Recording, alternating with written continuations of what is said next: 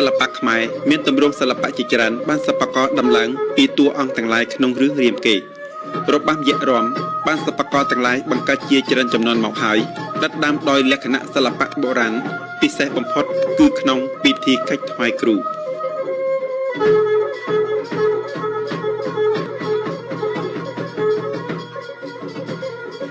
តាមភូមិស្រុកទាំងឡាយនៅខេត្តត្រវិញថ្ងៃពេញបូរមីខែអាសត់រៀងរាល់ឆ្នាំជាថ្ងៃដែលសិប្បករសិល្បកររបាំយក្សរាំរៀបចំពិធីថ្វាយគ្រូពិធីកិច្ចនេះបានសម្ដែងនៅទឹកចិត្តដឹងគុណរបស់សិស្សចំពោះគ្រូដើម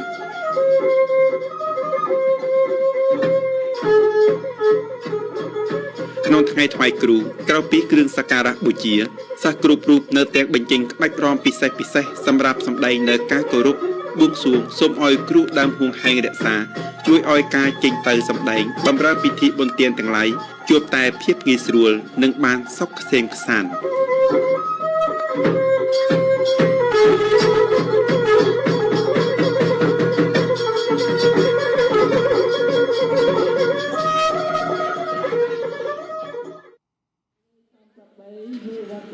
តាមមហាសង្ក្រាន្តថ្ងៃពេញបូរមីខែអាសត់រៀងរាល់ឆ្នាំគឺជាថ្ងៃសំស្របដើម្បីចាប់ផ្ដើមការងារថ្មី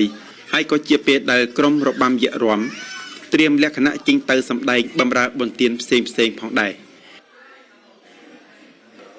ថ្ងៃនេះសិប្បករទាំងឡាយនៃក្រុមរបាំយក្សរាំឃុំឋានសើងស្រុកត្រគូទៅជួបជុំគ្នានៅផ្ទះគ្រូគីម៉ាន់សម្រាប់ធ្វើពិធីកិច្ចថ្វាយគ្រូមុនពេលចេញទៅសម្ដែងពេលខ្ញុំចាប់ដើមខ្ញុំចាំលើកគ្រូខ្ញុំលើកខ្ញុំឡើងជាគ្រូរហូតជាង30ឆ្នាំហើយតថ្ងៃពេញបរមីចេញប្រោសាខ្ញុំរំលឹកគុណគ្រូរហូតដល់អីឡូវនេះប្រហថ្ងៃចេញប្រោសាពីទឹកថ្ងៃមួយរហូតដើម្បីនឹងយើងចេញប្រោសានោះទៅលេងសម្ដែងនោះតខាន់យកគេណាគេចែវតខាន់ហើយគេមករកយ៉ាក់រំយើងវារបាំយ៉ាក់រំទៅចំនួនការដែលលេងសម្ដែងទៅជាជូនទៅវត្តមកដល់ពេលនេះសិប្បករគីម៉ាន់បង្ហាត់បាន19ក្រុមរបាំយក្សរាំដោយមានគ្នាជាង100នាក់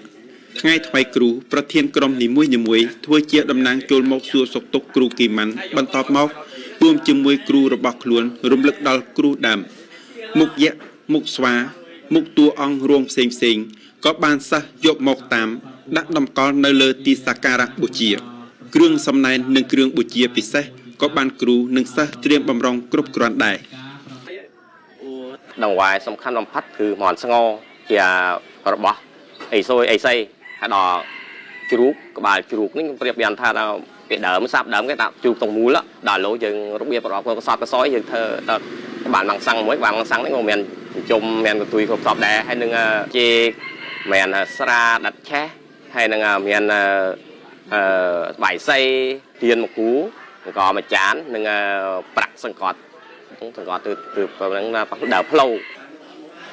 គ្រឿងសក្ការៈបូជាបានរៀបចំសពគ្រប់ក្រុមបានជម្រើសជាតំណាងជីងរំថ្វាយគ្រូក៏បានរៀបចំសម្លៀកបំពាក់និងឧបករណ៍របាំផងដែរអ្នកទាំងឡាយឲ្យដឹងថាក្នុងក្រុមតែងតែរៀបចំថ្វាយគ្រូមុនពេលចេញទៅសម្ដែងហើយផ្ទះសិប្បករគីម៉ាន់គឺជាកន្លែងសម្រាប់ឲ្យអ្នកទាំងអស់គ្នាប្រារព្ធពិធីកិច្ចនឹកគុណគ្រូដើមដល់ថ្ងៃពេញបរមីគុណសិស្សចំណុះវត្តទាំងអស់ចេញមកចេញទាំងអស់គ្នាដើម្បីរំលឹកគុណគ្រូធំយ៉ាងគេបំផាត់ក្នុងកិច្ចការងាររបស់ខ្ញុំនេះយើងប្រព្រំយើងប្រៀបថាយើងនិយាយព្រៀនបដោដូចថាថ្ងៃដល់ពេលយើងចេញទៅលេងនៅស្រុកថ្ងៃស្រុកចិត្តទៅយើងត្រូវចាត់ជើងទៅចនាឲ្យរៀបចំឲ្យត្រឹមត្រូវកុំឲ្យទៅស្រុកគេស្រុកឯងក៏គេវាយតម្លៃប្រពៃណីខ្មែរយើងប្រពៃណីខ្មែរយើងទៅគេប្រៀបថាទៅយ៉ាក់រំប្រពៃណីតែយើងទៅដើររលៀតរលូតទៅលេងមិនស្អាតអីឡាំលេងខុសពីក្បួនគេនិយាយឲ្យមិននិយាយមកដល់គ្រូហើយបដិបដាមប៉ុណ្ណឹងរៀបចំសម្រេចរួចរាល់ហើយវង់ភ្លេងប្រគំបទថ្វាយគ្រូប្រាប់ជាសញ្ញាឲ្យអ្នកទាំងអស់គ្នាប្រមូលអារម្មណ៍នឹករលឹកគ្រូដើម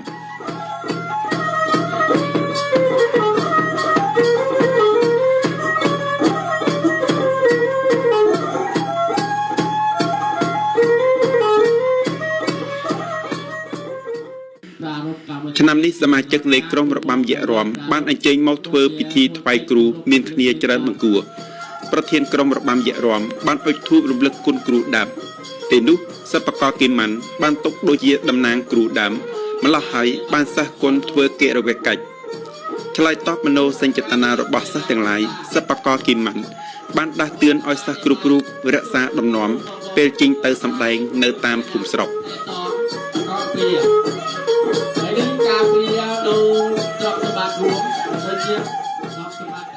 ដល់ថ្ងៃត្រង់តែវិលត្រឡប់មកនេះ